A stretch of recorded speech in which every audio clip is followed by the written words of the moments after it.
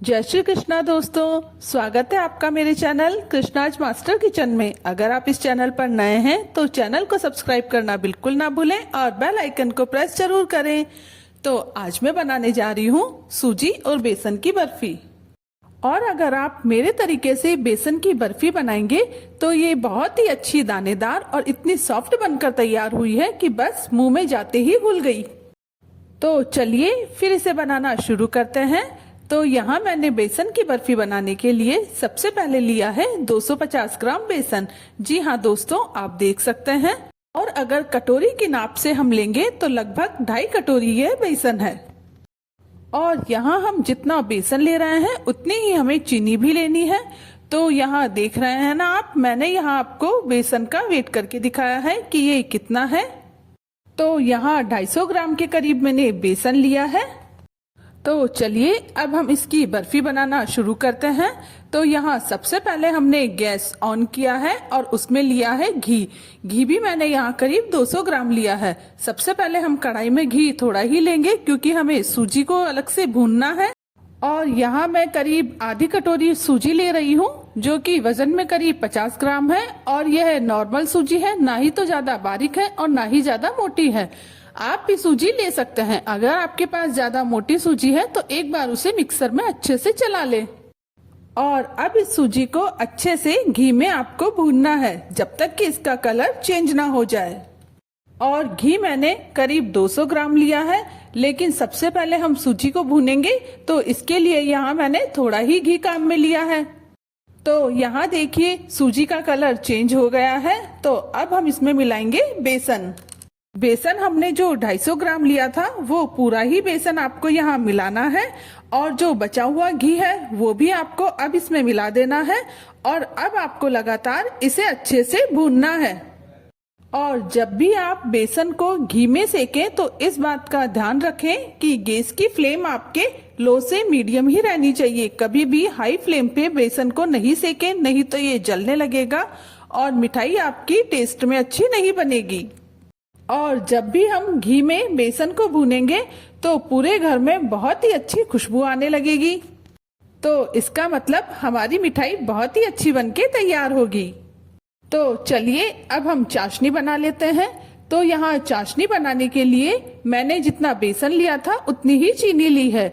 जी हाँ, करीब 250 ग्राम ही यहाँ मैंने चीनी ली है। और पानी लिया है आधे से भी कम, मतलब 100 ml मैंने यहाँ पानी लिया है। तो चलिए अब हम दूसरा गैस ऑन करके और उसके ऊपर चाशनी बनने को रख देंगे। चाशनी को बनाने में आप किसी भी तरह की कोई गलती ना करें, क्योंकि बर्फी को जमाने के लिए जो सबसे अहम रोल होता है वो चाशनी का ही होता है। अगर चाशनी हमारी परफेक्ट बनेगी तो बर्फी भी हमारी बिल्कुल परफेक्ट बनके तैयार होगी। और बीच बीच में आप बेसन को भी चलाते रहें, नहीं तो ये जलने लगेगा। इस बात का खास तौर पे ध्यान रखें कि आपको इसको लगातार चलाते रहना है। तो यहाँ जब मैं घी में बेसन को अच्छे से भून रही थी तो पूरे घर में इतनी अच्छी खुशबू आ रही थी कि बस पूछिए ही मत। और एक तरफ हमारी चाशनी बन रही थी। हमें बेसन को लगातार चलाते रहना है। और आप देख रहे हैं कि गैस की फ्लेम मैंने लो ही रखी है। हाँ, लो से मीडियम आप कर सकते हैं पर हाई फ्लेम बिल्कुल ना करें। और एक तरफ हमारे चाशनी भी बनकर तैयार हो रही है। और जो हम बेसन की दानेदार बर्फी बनाएंगे तो उसमें हमें दूध की भी जरूरत पड़ेगी। दूध हमें यहाँ सिर्फ 3 से 4 चम्मच ही चाहिए। तो मैं यहाँ फ्रिज में से दूध निकालने गई हूँ और यहाँ मैंने करीब आधा कटोरी दूध लिया है। हमें इतने दूध की जरूरत नहीं है, लेकिन मैंने सोचा जितना काम में आएगा उतना ले लूंगी और बचा हुआ वापस रख दूंगी। तो इस दिवाली अगर आप सोच रहे हैं कि ऐसी कौन सी मिठाई बनाएं जो जल्दी भी बन जाए और खाने में भी बहुत ही स्वादिष्ट हो, तो एक बार आप ये बेसन और सूजी की बर्फी मेरे तरीके से बना के देखिए। आपके भी बेसन की बर्फी बहुत ही अच्छी बनकर तैयार होगी। जब हम इतनी अच्छी मिठाइयाँ घर पे ही बना सकते हैं तो फिर बाजार से महंगी महंगी मिठाइयाँ क्यों लाना।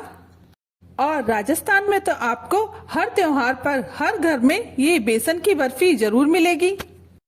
और अब यहाँ मैं ले रही हूँ 2 से 3 इलायची और इनका पाउडर बनाकर आपको चाशनी में मिलाना है।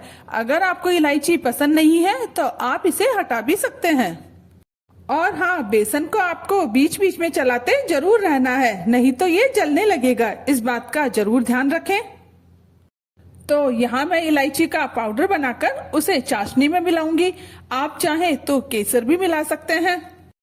और अब हम जिस बर्तन में भी बेसन की बर्फी जमाएंगे उसमें हम उसे घी लगाकर अच्छे से तैयार कर लेंगे। तो यहाँ मैंने ये मोल्ड लिया है और इसमें अब मैं घी लगा रही हूँ।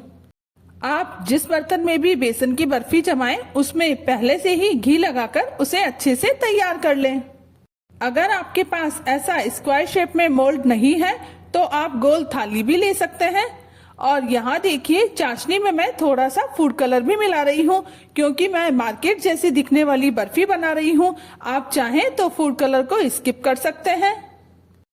और यहाँ हमें करीब 1 तार की चाशनी बनानी है जिससे कि बर्फी हमारी बहुत ही अच्छी बनकर तैयार हो।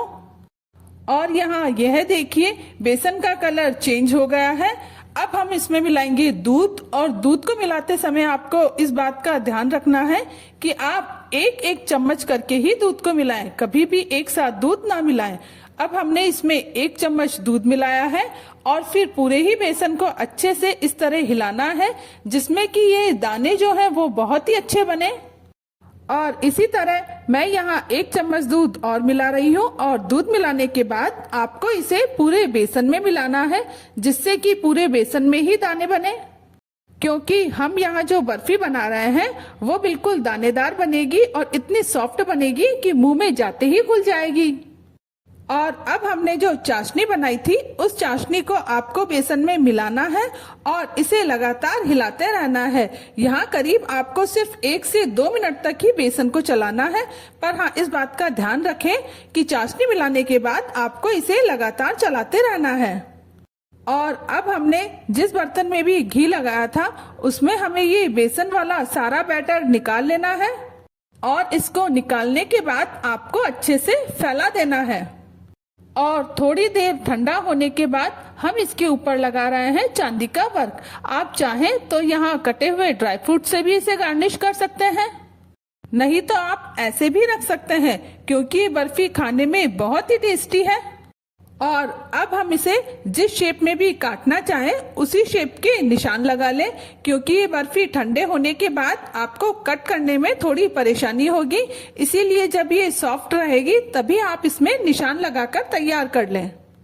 तो यहाँ यह देखिए, अभी ये बहुत ही आसानी से कट हो रही है।